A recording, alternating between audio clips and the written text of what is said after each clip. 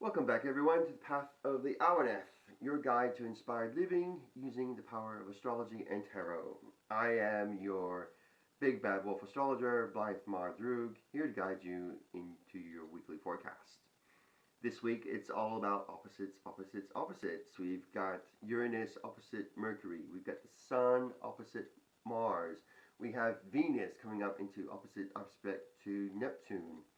And not only that, we've got the Sun and Mars also squaring up to Jupiter, Saturn, and Pluto, creating a T-square. Also, we've got the new moon in Libra coming up into the end of this week, and we also have the dreaded Mercury retrograde. Yay! I can hear everyone shouting at the same time. And I'm here to guide you on not only how to survive these challenging aspects, but also to how to thrive through them. So I will see you in a few minutes.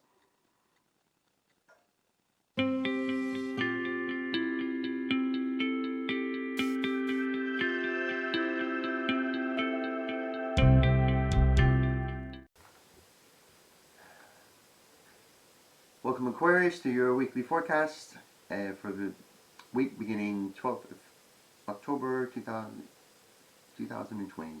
I will get the date out, sorry. It's been a long day. Okay, where do we start? Okay, we start off with this T-square that's it's stressing everybody out, to be honest. Everybody's having a bit of a time with this T-square. So we got the Sun here in your 9th house of high ideals, higher learning, philosophy, religion, the law, the establishment. Here in Libra, where everybody's taken care of in Libra, it's about partnerships, relationships. You got the Sun there shining bright. Down here in Aries, which is about you as a person, it's about your individuality. And we here in the communications house, in the 3rd house here, with Mars opposite this Sun. So you got the Mars wanting to do things on its own, and it's wanting to exude its will on everybody. And so you've got this energetic exchange between the Sun and Mars, and they're both feeling each other. And there's this dominating part of yourself that's coming through in how you communicate with people, and especially those around you, like your neighbors, your local community. And then you got this higher learning ideal as well. You got all this energy wanting to know things, be philosophical, sorry, and got that religious aspect as well. And then all this energy is being cut off by 3 planets. You got Saturn, Pluto, and Jupiter in your 12th house of spiritual realm, the hidden things, things we keep quiet, keep things close to our chest. So this 12th house it sort of diminishes the energy of these planets a bit, which might be a good thing for you, because it sort of quiets down this T-square. And then it's got an earthly Capricorn where everything tries to get grounded. Now with this 12th house, which is your hidden, your subconscious, you've got Saturn here being very restrictive.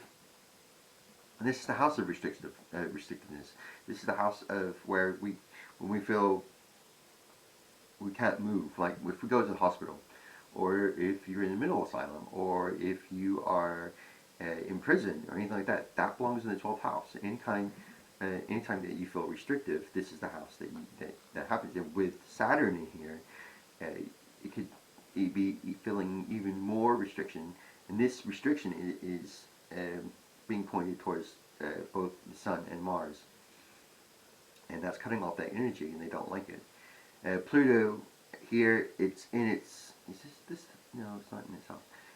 Pluto is the great investigator. It tries to get to the truth behind the truth, to reveal what is hidden. And being in the subconscious, this is working on your subconscious level.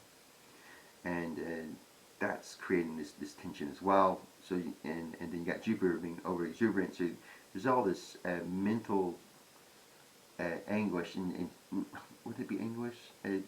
Exuberance, this overdoing, maybe psychology.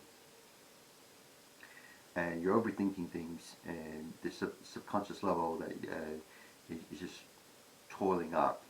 Um, and basically, this tension between your higher ideals and your communication and your inner self, your subconscious, it's creating this real powerful tension in the rest of the week. Um, Now, this tension has a release valve built in because if you the area opposite the focus planets, which is your 12th house, is in your uh, 6th house, which is your house of daily routine, and your work ethics, your health, and you got Cancer here. So the Cancer is being very is all about creating a safe space, being very setting limits, being very protective of itself. And this 6th house is your everyday routine. So if you can bring that close to home, I think that will take some of that energy out of that T square and sort of to subdue it. But like I said, these 12 planets, I mean, the tension is there, but it's probably not as exuberant in yours as it is in everybody else, because those 3 planets are in your hidden aspect. It could be inside that you're feeling it, but outside, it's probably not so bad.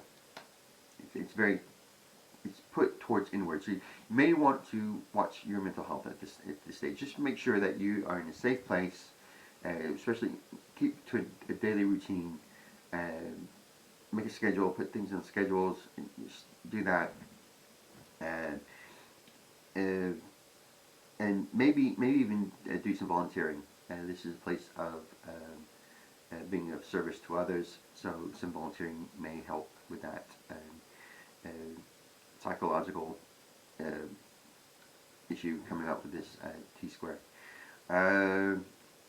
What else do we have? We have Uranus here in your 4th house, which is the house of the home.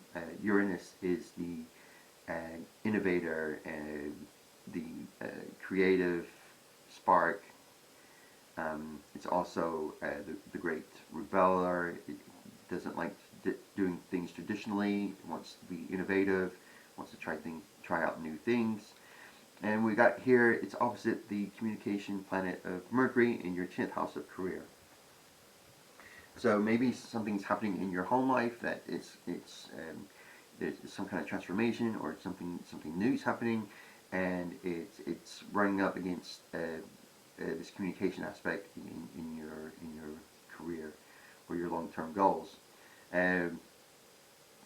There is a need for balance, so you need to be able to balance your home and your work life together, being able to be creative inside your home and not have it affect how you're thinking at work,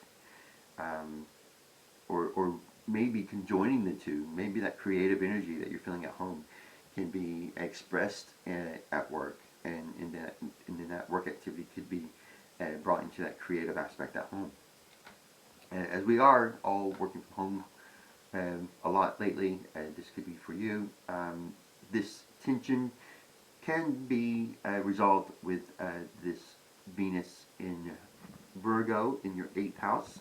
The 8th house has to do with shared resources, debts, spirituality, things like that, hidden things as well, legacies and inheritances. So you've got this love of detail, love of being a perfectionist. There's very perfectionism in dealing with contracts and with other people's resources that you have in there, which is giving you a release on that tension from work and home. And this also has a weak aspect to a weak T square towards the moon in your 7th house, so this could be affecting some kind of relationship, probably emotional relationships with someone close to home.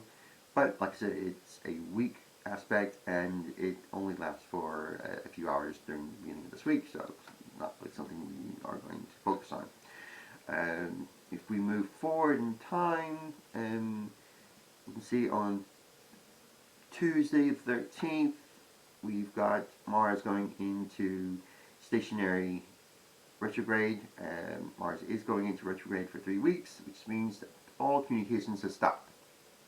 No, just kidding. Um, it just means that we're going to have to try harder in getting our thoughts across and being able to communicate, especially with those in your career sector. You are going to need to be able to make sure that you're coming across clearly. You need to be able to slow things down and talk very slow if you need to. Make sure everybody understands what you're trying to say, and make sure that you understand what you're trying to say, that you're actually saying what you mean to say, if you know what I mean. And yes, just watch that. That's Mercury goes retrograde 3 weeks, so it doesn't go direct until November 3rd, and hopefully that in that time, yeah, it will move from your career house into your higher ideal house in Libra with your sun, and that might join up to this T-square, but I think the T-square is going to end next week anyway, so we won't have to worry about that. But carry on to Wednesday, and you've got the Moon conjuncting with Venus here in Virgo in your 8th house of shared resources. This conjunction is creating a release valve in addition to the everyday situation. You've got this love of working with other people's resources, and you've got this mental, this intuitive nature coming through as well. So you're being able to use your intuition a lot more into this, and it's helping with this psychological aspect that's happening in this T-square, which is with your higher ideals and your communication, being able to express it in that way. This aspect of the Moon and Venus is opposite Neptune here in your personal resources. Your personal resources can be a bit watery, from what I can gather on here. Not too much personal resources oriented person. You don't mind having things, but it's not the be all and end all. You got Neptune being the mystical aspect, so there's this mystical energy surrounding your personal resources, and that is coming into opposition to this shared resources, which is the Moon and Venus. And there's also this psychic link, because the Moon is about intuition and being sensitive, and the 8th house is also about spirituality and the psychic energy. So you have that to deal with as well. And this is being released from again Uranus, and Mercury. So you have that acting as a release for that. So all this energy is basically just redirecting around, and you got all this tension from 3 opposites. You got the Sun, Mars, Neptune, Venus, and the Moon, Mercury, and Uranus, and they're all interacting with each other and help each other out.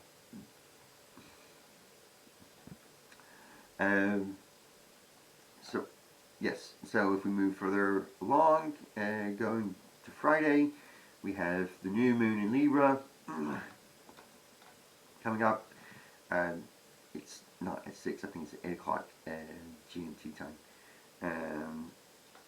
So this is coming into that T-square as well, adding to some emotional hidden aspect as well coming into this T-square, the subconscious area, definitely having some issues here with your higher with their maybe a religious aspect. Maybe you're having some kind of dark night of the soul, where people have problems with their faith, and this is causing you to question yourself, question who you are. That could be something, and you're trying to communicate that, and it's just getting lost. Uh, Again, you've got Venus here in your 8th house of spirituality. You should need to reconnect to that spirituality, I think, and that will help you. There's a real love in the spiritual that I can see here. It's very practical because your spiritual side is in Virgo, which is an Earth sign.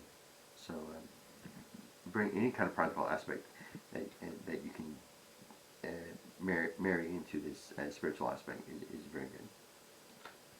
And then at the end of the week, we've got the moon moving in conjunct with Mercury, adding to the intuition to your career house, opposite this home life, this innovator. It's very opposite. It's opposite Uranus, the great innovator, challenging new things, new way of doing things at home, which could be affecting the way that you express yourself in your career. Okay, Aquarius, I hope that you enjoyed the video. If you did, please thumbs up and subscribe if you want to see more videos. Thank you. Bye.